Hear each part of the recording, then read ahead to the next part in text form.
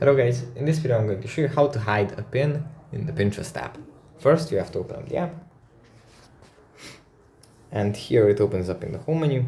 From here we just, if we find a pin that we don't like, let's say we don't like this pin, we just long press on it, then move our finger to this icon, and then release, and we are going to hide this pin.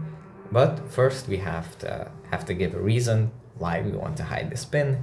For example, it's not relevant for us, and then our feed is going to be upgraded, and then the app is going to know that these things don't really interest us, and it won't show us these things anymore. And we can hide the pin again, not relevant. But yeah, that's it for this video. I hope it was helpful for you guys, and I'll see you in the next one. Bye.